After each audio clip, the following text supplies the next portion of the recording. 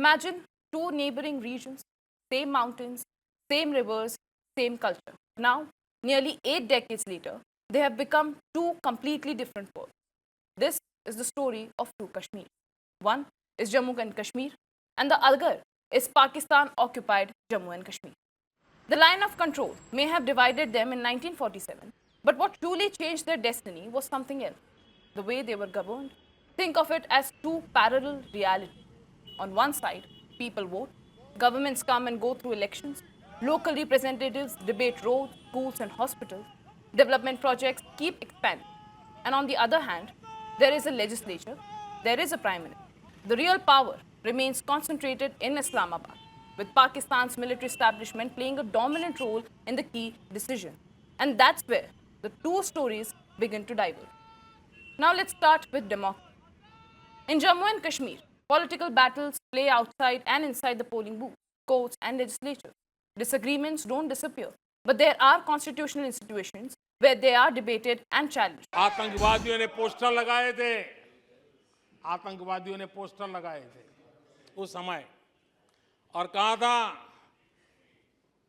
कि देखते हैं किसने अपनी मां का दूध पिया है जो लाल चौक में आके तिरंगा फहराता है पोस्टर लगे थे और उस दिन वो 24 जनवरी थी मैंने जम्मू के अंदर बड़ी सभा में कहा था अध्यक्ष जी मैं पिछली शताब्दी की बात कर रहा हूं और तब मैंने कहा था आतंकवादी कान खोल करके सुन ले उस दिन मैंने कहा था आतंकवादी कान खोल करके सुन ले 26 जनवरी को ठीक 11 बजे मैं लाल चौक पहुंचूंगा बिना सिक्योरिटी आऊंगा बुलेट प्रूफ जैकेट के बिना आऊंगा और फैसला लाल चौक में होगा किसने अपनी मां का दूध पिया And now, across the line of control, demand for basic rights is being answered with bullets. Protests have increasingly become the language of frustration in POJ.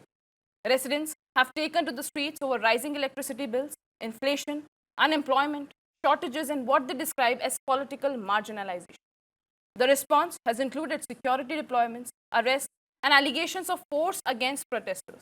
जी मेरा नहीं ख्याल कोई डायलॉग होगा जो जिस तरह मैं फिर दोबारा कहूँगा कि मैं इनको हिंदुस्तान के साथ जो है ना इन लोगों को ब्रैकेट करता हूँ उसी ज़ुमरे में इस्तेमाल इनको शुमार करता हूँ जिसमें हम हिंदुस्तान को दुश्मनों की सफ़ में देखते हैं ये लोग भी पाकिस्तान दुश्मन हैं. Now let's talk about something that everyone is noticing: development.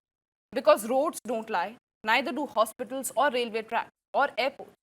Over the past decade, Jammu and Kashmir has seen new highways, mountain tunnels, railway expansion, modernized airports, medical colleges, healthcare projects, tourism infrastructure, and digital connectivity. The article argues that these projects have transformed connectivity and economic opportunities across the region. Now cross over to the POJK, and the picture is very different. Many areas still struggle with poor roads, power shortages, limited healthcare, weak industrial growth, and fewer employment opportunities. Perhaps the biggest irony? POJK has enormous hydropower potential, yet residents continue protesting over electricity shortages and the rising power tariffs. Many locals feel that the region's natural wealth is not translating into local benefits because major policy decisions are made outside the territory. So what is this really about? It's not just a story of border, it's a story of governance, of institutions, of accountability, and of how political systems can shape everyday life. Two regions separated by a line on a map, but increasingly separated by the experiences of the people who live there.